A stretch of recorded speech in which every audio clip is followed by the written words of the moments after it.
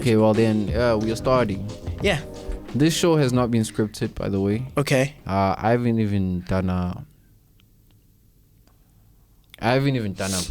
background thing, but yeah, this is Metronome. So this is a podcast where I'm going to be interviewing and talking about producer news. So today, I have a friend of mine, Kelvin. He's a bit sick, but yeah, introduce yourself. It's Kelvin Fuji. Can you please introduce yourself? Hello, everyone. I am Kelvin Fuji. I come all the way from the Eastern Cape, East London. I am a visual artist. I make music. I produce. I rap. I sing. He does everything, basically. I and edit. He's really good at everything. Yeah, that's me. Kelvin is something. You know the saying, "Jack of all trades." Yeah. He's a master of all trades. Basically, anything art related, he's good at. Thank you so much. This is Metronome, and we're not going to focus on the art and the drawing and all that stuff. We're going to focus on his production, music, everything like that. Right now, we just got done trying to record 2 songs, though he's sick, so the vocals weren't, but like we managed to get some nice rap vocals.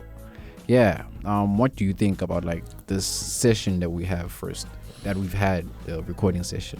Oh, with the music. Yeah. It was good. I can't complain. I will say that the sickness was a bit of it took me by surprise. You know, I was expecting to have been on my A game for this one, considering that I've been meaning to record things, you know, so it was a bit of a bummer to quickly find that there's a bit of a flu creeping up. As it was affecting my vocal performance. I tried vocal warm-ups. I tried doing stuff with my voice, but it didn't work. So we're gonna have to postpone it for like another day. Yeah, we can do it some other time. I mean, like there's time. Yeah. We have time. Yeah. But yeah, let's just get back to like the basics, because usually in every show I won't be asking like what did we do, because I won't be recording with people. But I just wanted to get an inside view with Kelvin. What brought you into production and music in the first place? What made you choose this path? Okay. So, for as long as I can remember, I've always been interested in like making stuff artistically.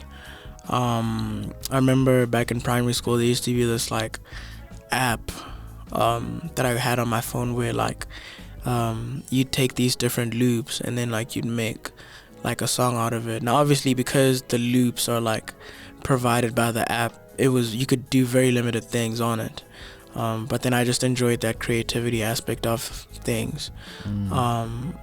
It wasn't until years later until I got into producing seriously, by accident actually. So there was this friend who in my high school, he was like the producer of the school. He was producing for all the rappers at the school that I was in. And I remember him telling me that, like, there's this like app called FL Studio, you know, that's kind of what I've been using to make my beats. If you're interested, you should try looking into that, you know, because I don't know, you seem like you're the kind of person who'd gravitate towards that. Now, I thought he was referring to like an app, like on your phone. That's the kick. Yeah, like I had no idea that like he was referring to like a software that like people use on like a PC, right? So I remember that same day, going through Google Play, seeing FL Mobile, and I was like, okay, it looks similar. So I went ahead and got that. And yeah, it was history. Legally, we presume. Yeah, legally, of course. And then I think the first beat I can remember making was a remake of Walk It, Talk It by the Migos, because that was like my favorite like song at the time. Like the bells and like the bass and the drum patterns, that was everything to me. So I tried making it on there, and it sounded horrible. It sounded terrible, like, of course, you know.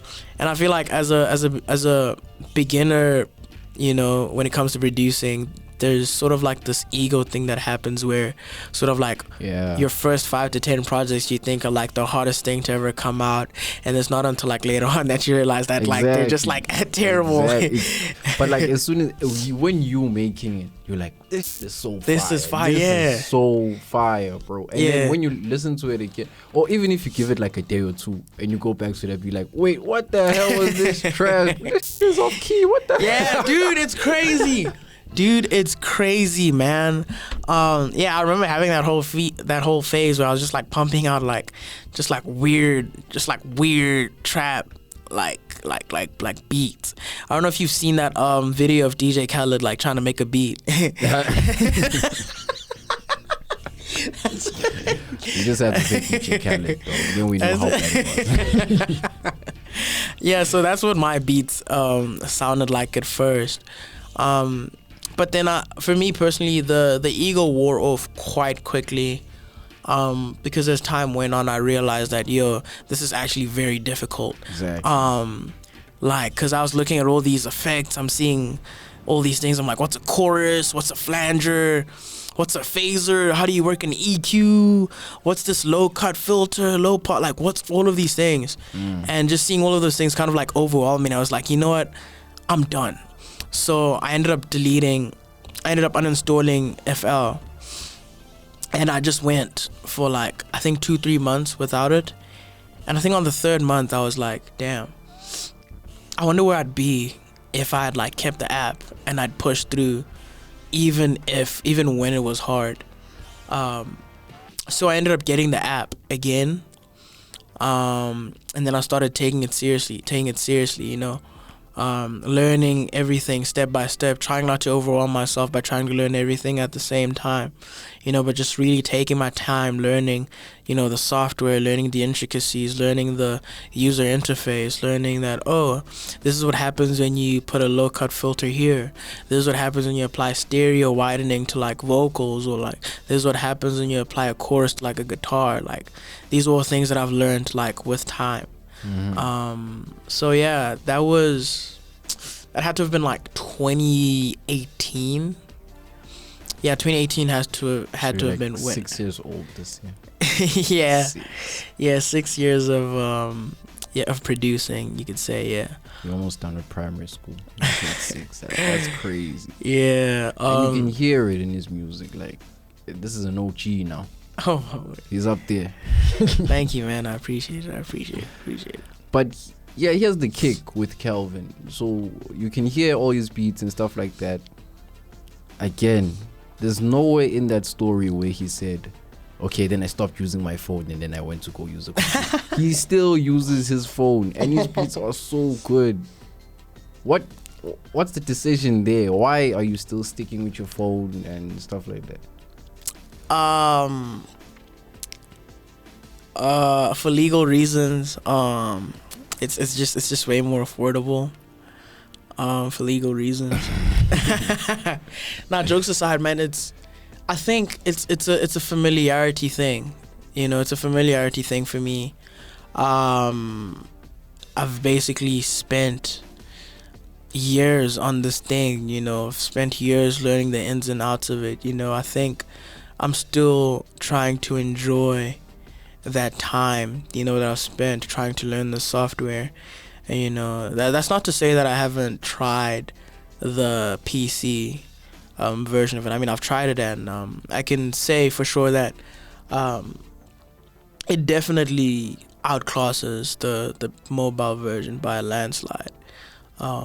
I think for me it was more so a thing of like, I've gotten used to maximizing off of what I already have, because that's all that was available to me at the time, you know. Yeah, I think mobile for me, that's where I think I shine the most based on the time that I've spent. Who knows, maybe in the future, you know, when I'm producing another album, then I'll be using, you know, the PCs and stuff, which I've been getting into because I've been learning how to use Cubase for the PC. And then I've also had some experience with, I think it's Logic for the Macs. Yeah, so I'm dipping my foot in the pond. I'm dipping my foot in the pot, dipping my foot in the pond, and just seeing what happens. Yeah, that's nice. That's nice. Yeah. Okay, well, this is not a long show. I like to keep the show as short as possible. But before we leave, I would like to have like a sort of like game that I'm gonna use in every episode. Okay. Where I ask the person I'm interviewing, so the producer I'm interviewing, to give us one producer hack. One hack. Remember, first time I found out you produced, I gave you a hi-hat hack. He did. I taught you this hi-hat. Yeah, so I want you to teach the people, what hack do you use? Okay.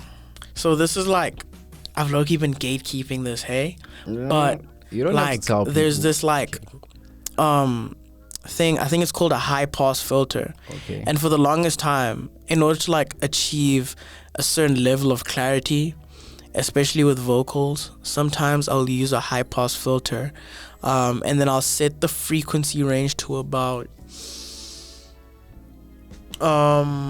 near the like 16,000, 160 something, towards like the end of it. But if you want to get a certain level of clarity with your mixes, then you should learn how to mess around with like your like high cut / high pass filters, bro, because that's what was able to take my production from being super muddy unintentionally to like having this super clear mix. Because it's one thing to intentionally have a muddy mix for the sake of having that lo-fi aesthetic, you know, but then I believe that you need to know the rules before you can break the rules. Exactly. And those are one of the fundamentals for me in almost every song that I produce. I literally throw on a high pass filter, mess around with it, see if I can't get a certain tone that my ears are accustomed to, and then we just keep working from there. But yeah, that's my producer hack. Should I annoy you one more time? I'd appreciate it. Let's go. Okay. Either or. Okay. Let's go. Tyler, Neptunes. Damn, that's crazy, dude. Yeah, I know. Damn, that's crazy. No, you didn't. I know. Cause Neptunes made fronting, dude. They produced fronting, and they also made, no, dude. We know what they made, Kelvin. Come on.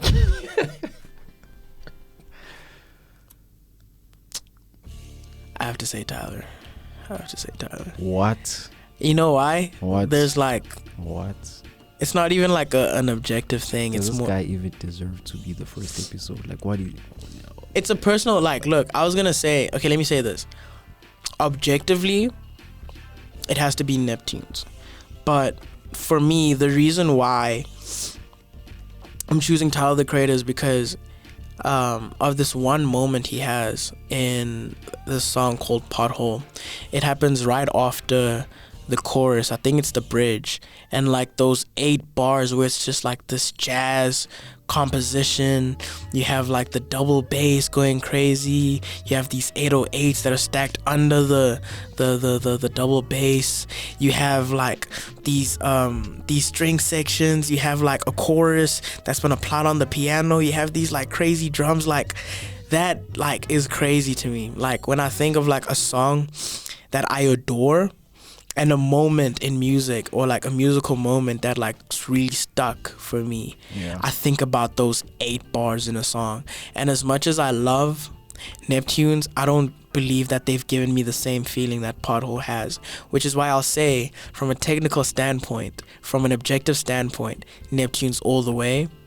But if we're being like personal, for me personally, I'd prefer Tyler.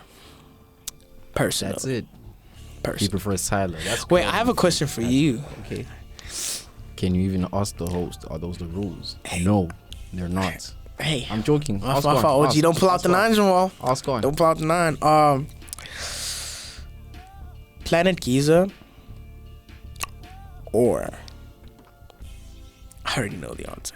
You Planet already know the Giza answer. or Keitra? It's Keitra all day. Bye bye. Thank you. That was the show. It was nice having you, Kelvin. You'll never have me turn my back on. Even though, actually, I can say in 2023, both Keitra and Planet Giza dropped albums. Planet Giza's album was the best album. But still. Wait, when did Keitra Mina come out? Last year, right? 2023, yeah. You saying Keitra Mina was better? Wasn't better? It wasn't as good as Ready When You Are. Ready When You Are is my favorite album. But that's the show. Thank you. We will talk about that debate another time. Okay. Thank you, Kelvin Fuji, for Thank you for having me, brother. It was a nice time. Yeah, man. Stay tuned for new episodes. This is Metronome. Yes, sir. You people like this. Thank you. Yes, sir.